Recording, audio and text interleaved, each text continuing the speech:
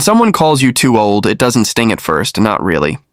It's only later, when the silence hits and you realize they meant it, that it begins to burn. That's how it happened for me. My name is Linda Harris, and the day I turned 55, I got fired, not for doing something wrong, not for breaking company policy, but because a man half my age decided I was too old to keep up. It was a Tuesday. I'd worked for Brightstone Marketing for 27 years.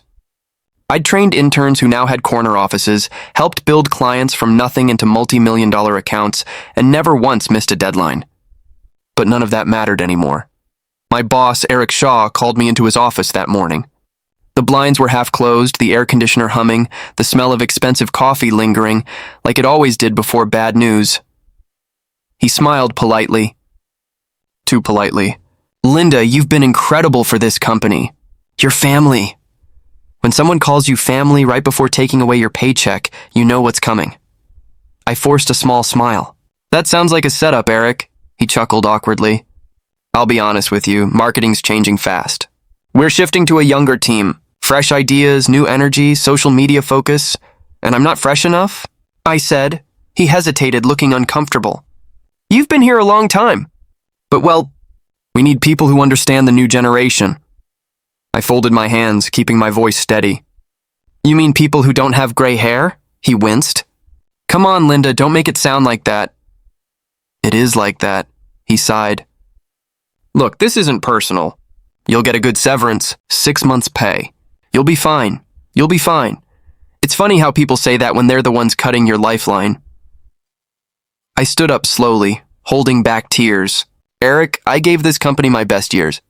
You said I was family." He looked away. "Things change." I picked up my purse, straightened my blazer, and said quietly, "Yes, they do." As I walked out of that building, box of personal items in my arms, every memory hit me like a wave. The long nights, the birthdays I missed, the projects I stayed up for. I'd built a career that was supposed to mean something. But to them, I was just an aging line item on a spreadsheet. Outside, the city buzzed as if nothing had happened. Young professionals rushed by in sleek suits, faces glued to phones. I suddenly felt invisible, like time had erased me.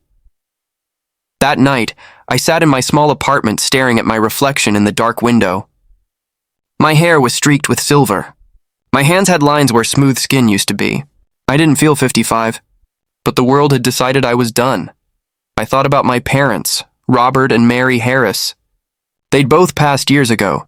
Simple people who worked blue-collar jobs their whole lives. My dad was a mailman, my mom a teacher's aide. They never had much, but they always made something out of nothing. When I was little, my dad used to say, "Linda, life isn't about what you earn. It's about what you build." At the time, I didn't understand it. But sitting there that night, surrounded by the fragments of a life that didn't seem to matter anymore, I wished I'd asked him what he meant. The next morning, I woke up to an email from Eric's assistant, the one who replaced me before my chair even got cold. Subject, transition reminder. Message, please return your company laptop. Also, Eric says thank you for your years of service. I stared at it for a long time. My chest tightened, but instead of crying again, I laughed, the kind of bitter laugh that comes when you've run out of tears. That's when something inside me snapped. I decided I wasn't going to spend the rest of my life being pitied. But I didn't know how to start again. I had a small savings account, no spouse, no kids, and no clue what to do next. That afternoon, while cleaning my desk drawer, I found an old yellowed envelope tucked between tax papers. My mother's handwriting, soft and careful. "For Linda, open when you need hope." My breath caught. I hadn't seen her handwriting in years. I sat down, hands shaking, and opened it. Inside was a letter and a small folded paper. A bank statement dated 1975. The letter said, "Dear Linda, if you're reading this, I guess life has gotten hard. Your father and I wanted to make sure you never feel alone. When you were born, we started something small, just $10 a month into an account under your name. We didn't tell you because we wanted it to be a surprise when you really needed it. It's not much, but we believe in small things growing big over time. Keep your faith, sweetheart. Hard work and patience always pay off. Love, Mom and Dad." I stared at the paper. $10 a month? I almost smiled through my tears. "Oh, Mom, Dad, that's sweet. But what could that even be worth now? Still, curiosity tugged at me. The account number was printed at the bottom, an old savings plan with Berkshire Life Mutual, a company I hadn't heard about in decades. I Googled it. Turns out it had merged into a major investment firm years ago. On a whim, I called. "Ma'am," the woman on the phone said after verifying my information, "you're listed as the primary beneficiary on an active account." "Active?" I repeated, stunned. "After 55 years?" "Yes, ma'am," she said cheerfully. "It's grown quite a bit with compound interest and dividend reinvestment. Would you like to know the balance?" My heart pounded. "Yes, please." There was a pause. Then she said, "As of today, your account value is $147 million. I froze. "I'm sorry, what?" $1.47 million, ma'am. My knees nearly gave out. For a moment, I thought I'd misheard her, that this was some cruel mistake. But she confirmed every detail. My parents' names, my birth date, the account's history. It was all real. My parents, two people who never made more than $40,000 a year, had quietly made me a millionaire. I hung up the phone and sat there in silence, shaking, laughing, crying all at once. For the first time in my life, I realized what my father meant. It's not about what you earn. It's about what you build. And as that truth sank in, another thought followed. Eric Shaw had called me too old to matter. Now, he was about to learn what happens when the person you underestimate has nothing left to lose and everything left to prove. I didn't tell anyone about the money. Not my neighbors, not my old co-workers, not even my closest friend, Carol. The next morning, I woke up feeling different. Not because of the number in that account, but because of what it meant. For the first time in my life, I didn't have to ask permission to exist. Still, the world didn't know that, and that was fine with me. I went through my morning routine like always: oatmeal, black coffee, a walk around the block. Except this time, there was no weight in my chest. The fear, the shame, the bitterness, it all felt lighter, like I'd quietly taken back something that had been stolen.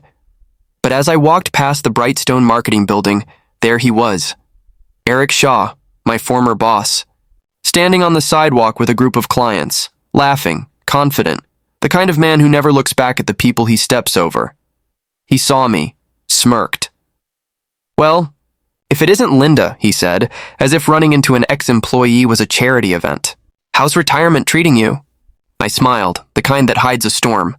"I'm not retired, Eric, just shifting focus." He laughed, a sharp, arrogant sound. "Right, you and half the country after 50. Listen, Linda, you were great in your time, but the world moves on.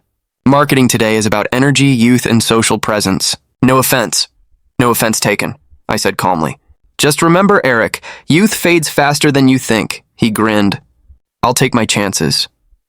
Then he turned his back to me, shaking hands with his clients, his voice smooth and confident. I walked away without another word, but my mind was already racing. By the time I reached home, an idea had started to form. I had $147 million sitting in an account I hadn't earned. Not really. My parents had built it. They believed in slow, patient growth, and they'd left it not just to help me survive, but to teach me something.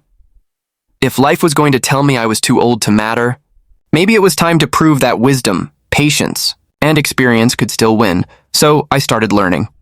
Every morning, I spent hours online, studying, reading, taking free classes in digital marketing, branding, and startup management. At first, it felt awkward, like trying to learn a new language.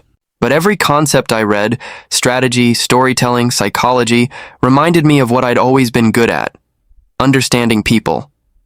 Within weeks, I had a plan. I wasn't going to work for someone else again. I was going to build something. I used a small portion of the money, just $25,000, to start a consulting business. I called it Silverline Strategies. The slogan, "Experience is the new edge." It started small. I worked from my kitchen table, creating marketing campaigns for small local businesses, coffee shops, fitness trainers, family-owned stores that couldn't afford big agencies. And surprisingly, people listened. Turns out, too old came with an advantage. I didn't just know trends. I knew people. I understood customers, fear, trust, emotion, the things young marketers thought algorithms could replace. Within 3 months, I had 10 clients. Within 6, I had 30. And one day, while scrolling through LinkedIn, I saw a post from Brightstone Marketing, Eric's company. They'd just lost a major client, Everwell Health, a brand I'd worked with for 10 years before being fired. The post said they were restructuring. I couldn't help but smile. The next morning, I sent an email to Everwell Health, subject, Marketing Strategy Proposal. From Linda Harris, founder, Silverline Strategies. Hi, Margaret. I heard Brightstone's partnership with Everwell ended. I'd love to discuss a new campaign idea. I worked with your team for nearly a decade. You know I understand your customers better than anyone. Best, Linda, she replied the same day. Linda, I was hoping you'd reach out. Brightstone lost touch with who we are. Let's set a meeting next week. And just like that, the game was on. When I walked into Everwell's headquarters that Friday, the conference room was buzzing. Their team was there, and so was Eric. His face when he saw me? Priceless, Linda, he said, his voice tight. What are you doing here? I smiled calmly. Presenting a new strategy proposal. He blinked, confused, then angry.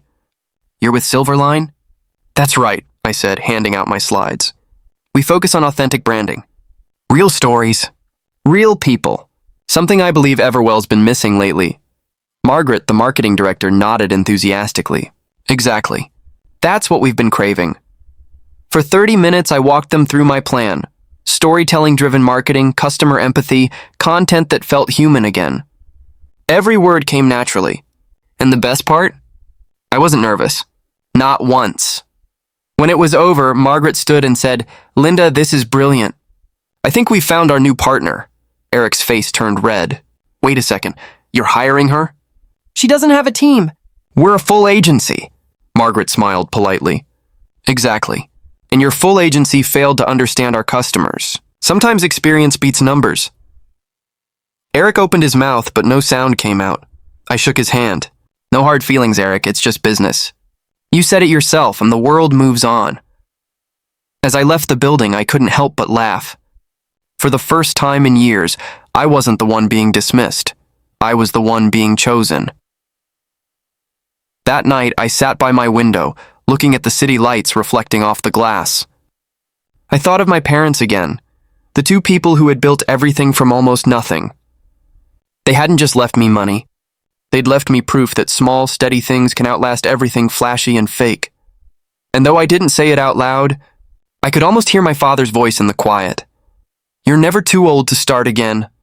Linda, I smiled, whispering back. You were right. Dad. But deep down, I knew this wasn't the end, because people like Eric never learn their lesson with one loss, and I wasn't done teaching him yet. Success, I learned, doesn't feel like fireworks or champagne. Sometimes it feels like quiet mornings, coffee that tastes better than usual, and the peace of knowing you're finally on your own side. By the end of the year, Silverline Strategies wasn't just surviving, it was thriving. Everwell Health became my biggest client. Their new campaign, built on honesty, human stories, and empathy, went viral nationwide. It was featured on Good Morning America as a reminder that authentic marketing still works. Within 6 months, 2 more of Brightstone's former clients reached out. Both said the same thing. We're tired of feeling like a number. I never had to advertise. My work did it for me. By the time I turned 56, my tiny kitchen table company had grown into a team of 7. Most of them women over 40. All of them people the world had quietly pushed aside. We were the ones who'd been told we were too old, too slow, too outdated. But together, we were rewriting the rules. I rented an office downtown, small but bright, with glass walls and the smell of fresh paint. On the door, I had a plaque made, Silverline Strategies, where experience builds the future. It still gives me chills to remember the day we moved in. That morning, as we unpacked boxes, Carol, my closest friend, walked in carrying 2 coffees. You did it, Linda, she said softly. I smiled. No, we did, she laughed. You realize you just made half your old coworkers' jaws drop, right? I heard Eric's been losing clients left and right. I tried to act indifferent, but the truth was, it felt good. Not out of spite, but because balance had finally found its way back. Maybe he'll finally learn humility, I said. Doubt it, Carol said. I heard he's blaming everyone but himself. That afternoon, while sorting through emails, I got one that made me freeze. Subject: Let's talk, Eric Shaw. For a moment, I didn't move. My heart pounded as I opened it. Linda, I'll keep this short. I made mistakes, personal and professional. Brightstone is struggling, and you clearly know what you're doing. I was wondering if you'd consider meeting to discuss a partnership or potential merger. Aracey stared at the screen, stunned. The man who once told me I was too old to keep up was now asking me for help. I typed back, my fingers trembling slightly. Eric, I appreciate the message. Let's meet tomorrow at 10 a.m. at the downtown cafe, the one across from Brightstone's building. Best, Linda. The next morning, I arrived early. The cafe smelled like cinnamon and espresso. The sunlight poured through the big front window, casting warm light over the tables. Eric walked in 10 minutes late, still dressed sharp but thinner. Paler, the kind of tired that comes from losing more than just money. Linda, he said, sitting down, forcing a smile. You look great. Thank you, I said calmly. You don't. He laughed awkwardly. Fair, it's been rough. 3 major clients left. Staff turnover's a nightmare. I'll be honest, I underestimated you. That's one way to put it, he sighed. Look, I know how it must look, but I'm serious. We could work together. Your company's growing fast. Mine still has infrastructure, assets, a network. We could merge and dominate this market. I leaned back, studying him. Why would I merge with a company that fired me for being too old? His jaw tightened. That was a mistake. I was trying to modernize by replacing loyalty with youth. I cut in. By humiliating someone who gave you half her life? He looked down. I was wrong, Linda. I see that now. I watched him, feeling something I didn't expect. Not anger, not pity, but clarity. You're not sorry, I said finally. You're just scared. He opened his mouth, but I held up a hand. Let me save you the trouble. I'm not merging. I built Silverline with honesty and heart. You built Brightstone with ego. We're not the same. He blinked, the reality of it settling in. So, that's it? I smiled faintly. That's it. He tried to laugh, but it came out bitter. You know, you could have just retired with your little nest egg. Enjoyed your golden years. Why come back into this? I looked him dead in the eye. Because you told me I couldn't. For a moment, we just sat there in silence. His pride was cracking. I could see it. He finally said quietly, You know, I used to admire you. I still do. You built something real. I stood, picking up my purse. You could have too, but you were too busy looking down on the people who built you. As I walked out, I didn't feel triumphant. I felt free. That night, I sat in my office, lights dimmed, watching my team work late. Laughter, collaboration, energy, the kind of atmosphere that Brightstone never had. I pulled out my parents' old letter again, reading the line I'd memorized by now. We believe in small things growing big over time. They were right. Their $10 a month investment didn't. Just give me money, and it gave me perspective. And as I looked around that office full of people the world had underestimated, I realized I was living proof of their belief. Still, part of me wondered, why now? Why had my parents chosen to leave it hidden until I needed hope? There had to be more to it. A few days later, while sorting through the original investment documents, I noticed something I'd missed before. A note scribbled in my father's handwriting, faint but legible. Check the deposit box at Franklin Trust. Code May 7th, 1988. My breath caught. Franklin. Trust was a local bank my parents used for everything. Why would they have a deposit box? And why would they leave it hidden? I didn't know what I'd find, but something in my gut told me it wasn't just paperwork. It was something bigger, something that could change everything all over again. I didn't sleep that night. I just kept staring at that small note from my father, the one I'd somehow missed, hidden behind the old documents for decades. Check the deposit box at Franklin Trust. Code May 7th, 1988. May 7th, 1988. My 10th birthday. I could still remember that day. Dad bringing home a chocolate cake. Mom lighting 10 candles and saying, Make a wish, sweetheart. The world's waiting for you, but why that date? And why hide something for me all these years? The next morning, I drove to Franklin Trust Bank, a small brick building that had been around forever, the kind of place where tellers still smiled and knew customers by name. An older woman at the counter greeted me. Good morning, ma'am. How can I help you? I'm looking for a safety deposit box, I said, sliding the note across the counter. It's registered under Robert or Mary Harris. Code May 7, 1988. She adjusted her glasses, typing into the system. Let's see. Well, would you look at that? The account's still active. Been over 30 years since anyone's accessed it. She paused, eyes widening. And you're listed as the beneficiary. My heart started pounding. Can I see it? Of course. You'll just need to sign here. A few minutes later, she led me to a small private room. The metal box was dusty, cold, and heavier than I expected. I set it on the table, hands trembling slightly as I turned the key. Inside were only two things, a sealed envelope and a small black notebook. The envelope had my name written on it in my mother's neat handwriting. The notebook looked older, worn, maybe from the 70s. My father's handwriting scrawled across the cover. What we never told you. My breath caught. I sat down, opened the notebook first. The first page was dated 1974. Linda, if you're reading this, it means your mom and I are gone. We wanted to tell you something years ago, but we couldn't. Not yet. Back in 1974, when I worked at the post office, a friend told me about a small investment plan, $10 a month into a growth fund. It sounded impossible at the time, but we did it anyway. We never missed a payment.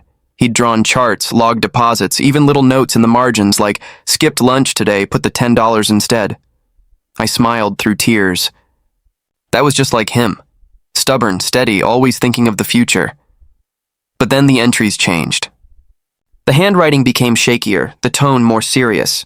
In 1988, I got a call. The fund had been bought out by a major company. They offered to roll it into something bigger, but I said no. I didn't want risk.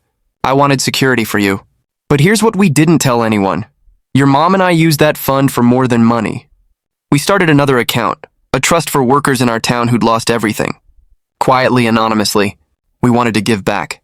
You'd be surprised how far $10 a month can go when a community believes in each other. You come from a long line of builders, not takers. Remember that, Linda. Money means nothing if it doesn't move forward. I wiped my face, heart pounding. They hadn't just saved for me. They'd created something bigger, a secret community trust that had quietly helped people for decades. I opened the envelope next. Inside was another letter, this time from my mother. Sweetheart, we knew you'd find this one day. Your father always believed the best gifts weren't meant to be opened too early. That's why we didn't tell you about this. We wanted you to find your strength first, to fall, stand up, and then see what we saw in you all along. The money was never the point. The lesson was, we wanted you to know that time, patience, and kindness can build things far greater than wealth. Use what we left to keep helping people who've been told their best years are behind them. Those are the ones who need hope the most. Love always. Mommy sat there in that quiet room, tears running down my face. It wasn't about revenge anymore. It wasn't even about proving Eric wrong. It was about finishing what my parents started. When I left the bank, the air outside felt different. Brighter somehow.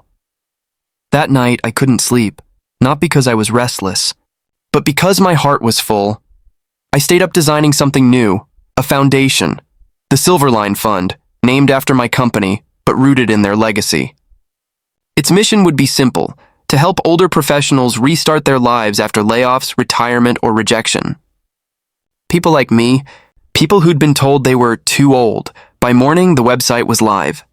I invested $100,000 from my account to launch it, and within a week donations started coming in, mostly from small business owners and individuals who'd read my story online after the Everwell campaign went viral, and then something unexpected happened. A message appeared in my inbox from someone I hadn't heard from since the day he fired me. From Eric Shaw, subject. Congratulations.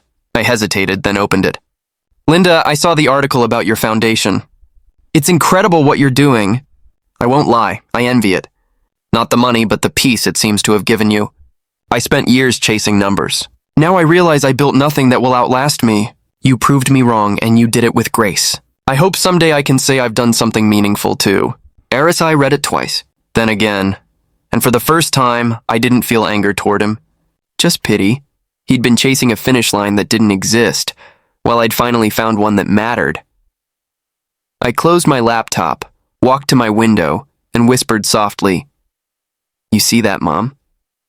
"Dad, you were right. Small things do grow big, if they start with love. The next morning, I met Carol at the new office. She smiled, holding a newspaper. "Have you seen this?" she said. The front page headline read, "From fired at 55 to fortune at 56, woman turns parents' $10 investment into hope for thousands." My eyes welled up. I didn't plan to be in the news, I just wanted to keep their promise alive. But life, it seemed, had other plans, and deep down, I knew this story wasn't over, because sometimes fate doesn't just hand you a second chance, it gives you a mission, and mine had just begun. By the time spring rolled around, the Silverline Fund had gone from a small online initiative to a full-fledged movement. What started as a website and a promise became a nationwide network of second chances. I had volunteers from every corner of the country, men and women in their 50s and 60s who thought their stories were over. Some had been laid off after decades of service. Others had lost businesses, spouses, or direction. All of them carried the same invisible wound. They felt forgotten. We gave them grants, training, and small startup investments to help them rebuild. And the crazy thing was, most didn't need much. A few $1,000s, a bit of guidance, and a belief that they still mattered. That was all it took. And as these stories spread online, something beautiful happened. Older Americans started sharing their own comebacks using the hashtag #IchSilverlineStories. The movement went viral. TV shows began covering it. Forbes even ran a feature. The 55-year-old woman who proved age is not a deadline. That headline hit me harder than I expected, not because of pride, but because I could almost hear my father's voice saying, "Told you, kiddo." Still, success comes with noise, attention, and shadows from the past. One morning, I was in the office going through applications when my assistant June poked her head in. "You've got someone waiting in the lobby. Says he doesn't have an appointment." I looked up. "Who is it?" She hesitated. "Eric Shaw." For a moment, I just stared at her. Then I exhaled. "Send him in." He looked different this time. No polished suit, no perfect hair. He looked tired. Worn down. The arrogance was gone. "Linda," he said quietly, closing the door behind him. "Thank you for seeing me." I gestured for him to sit. "I'm surprised you came." He nodded, eyes down. "I had to. I didn't come to ask for anything. I came to say, I lost Brightstone." I didn't answer right away. "I heard," he gave a dry laugh. "Yeah, it's everywhere. Clients pulled out, investors bailed. I was so focused on being ahead, I didn't see I was already behind." He looked up at me, and for the first time, I saw sincerity in his eyes. "You won, and you deserve to." I shook my head. "It's not about winning, Eric, it's about growing."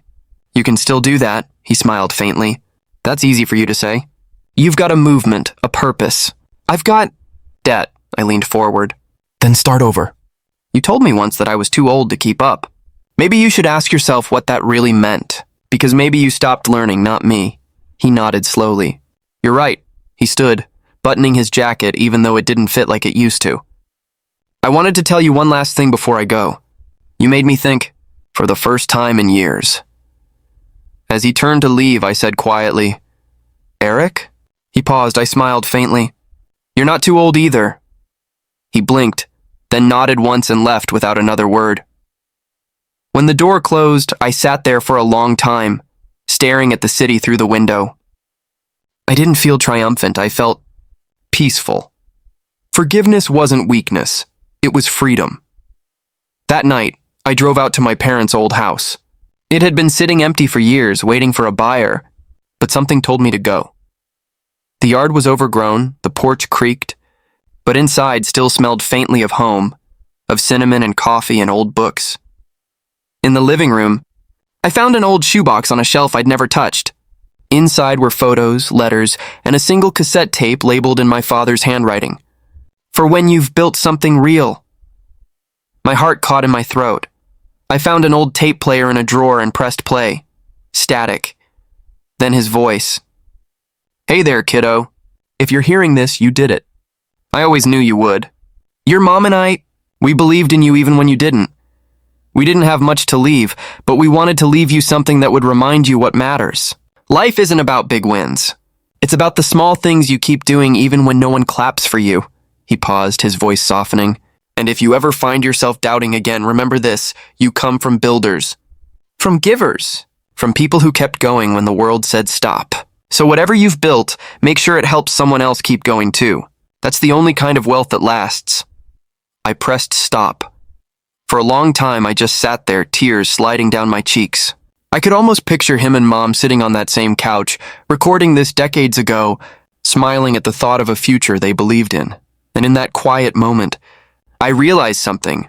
The revenge I thought I wanted, the need to prove Eric and everyone else wrong, it didn't matter anymore. The real victory wasn't about money or recognition. It was about becoming the kind of person my parents believed I could be. Over the next few months, the Silverline Fund grew even faster. We partnered with major corporations to create programs for older workers, teaching digital skills and entrepreneurship. I began speaking at events, sharing my story, not as a speech, but as a truth. Every time I told it, I'd end with the same words my father left me. You come from builders, from givers, from people who kept going when the world said stop. One evening, I got an email from a woman in Florida. Dear Linda, I'm 59. I lost my job last year and thought I was done. Then I saw your story. You gave me hope. I started baking again, and now I run a small business from my kitchen. Thank you for reminding me I still matter, I cried reading it. Because that was the point.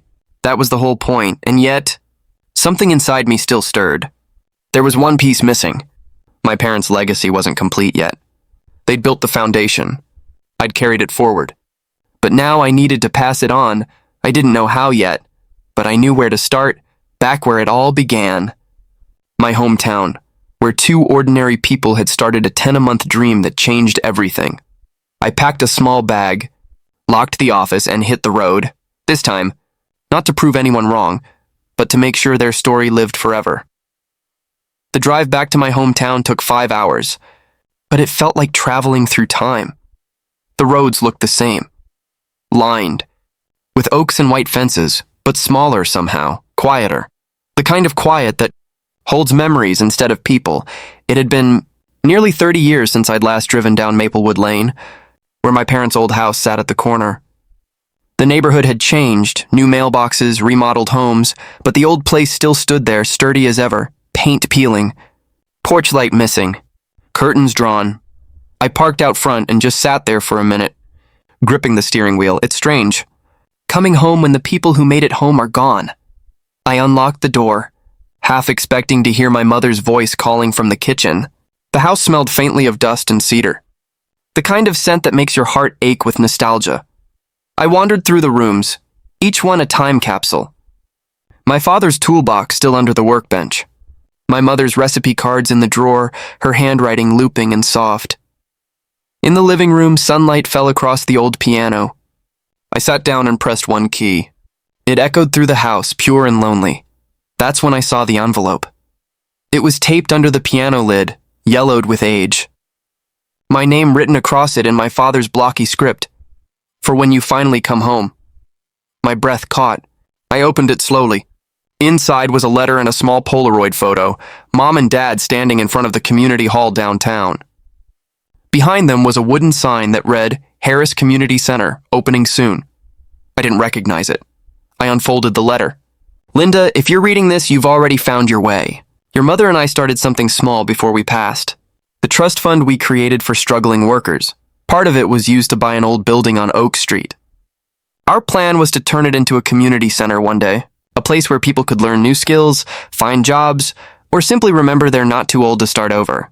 But we didn't get to finish it. We hoped you would.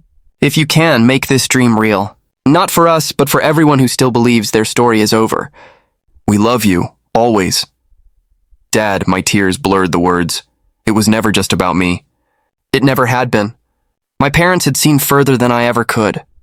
They hadn't only built a future for their daughter, they'd planted a seed for an entire generation. And now, it was my turn to make it grow. The next morning, I drove to Oak Street. The old building still stood, a 2-story brick structure with boarded windows and ivy climbing the walls. The sign out front was faded, but I could still make out the faint letters, Harris Community Center. I unlocked the rusted door and stepped inside. Dust swirled in the light filtering through broken blinds. It needed work, new floors, new paint, new everything, but the bones were strong, just like the people it was meant to help. I ran my hand along the wall and whispered, "All right, Dad, let's finish what you started." Over the next year, I poured everything I had into that building. Half my savings, my weekends, my heart, and slowly it came to life again. Fresh paint, new classrooms, computers donated by small businesses, volunteers teaching everything from resume writing to digital marketing, all aimed at people 50 and older.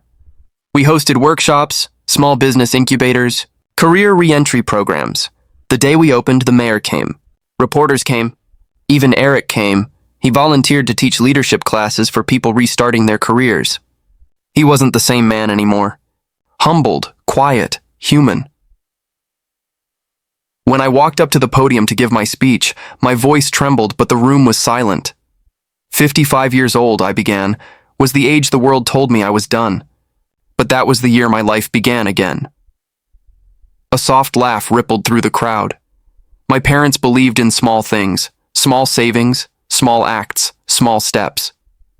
$10 a month doesn't sound like much, but with time, love, and faith, it became something bigger. It became this. I gestured around the hall. The lights shimmered off the newly polished floors, and in that moment, I felt them there. Mom and Dad. I used to think revenge was the best way to heal, I said softly, but the truth is healing itself is the revenge. Because nothing hurts the people who doubted you more than watching you build something good out of the pain they gave you. The audience clapped, slow, then rising. Some cried, some smiled, and as I looked out at all those faces, gray hair, wrinkled hands, tired eyes now filled with light, I felt it. That quiet, steady feeling my father must have known when he put those first $10 away. The feeling of building something real. After the ceremony, I stepped outside. The sun was setting over the street, the golden light washing the town in warmth. Vanessa, one of the women from our program, handed me a small plaque. "This just came in time for the ribbon cutting," she said. I looked down. It read, "The Harris Center, founded on love, in honor of Robert and Mary Harris, and the daughter who proved them right." I laughed through tears. "You're going to make me cry in front of everyone," she smiled. "You already are." That evening, as everyone left and the lights dimmed, I sat alone in the main hall. The same piano from my parents' house had been moved into the corner. I played a single note just like before. This time, it didn't sound lonely. It sounded complete. I whispered softly into the quiet. "Mom, Dad, we did it." And for a moment, I could almost hear them. Two voices overlapping, warm and certain. "You were never too old, sweetheart. You were just getting started."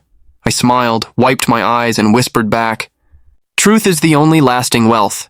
And with that, I turned off the lights, locked the door, and walked into the night, not as the woman who'd been fired, or even the millionaire her parents made her, but as the daughter who finally understood their greatest lesson, that what you build in love lasts forever.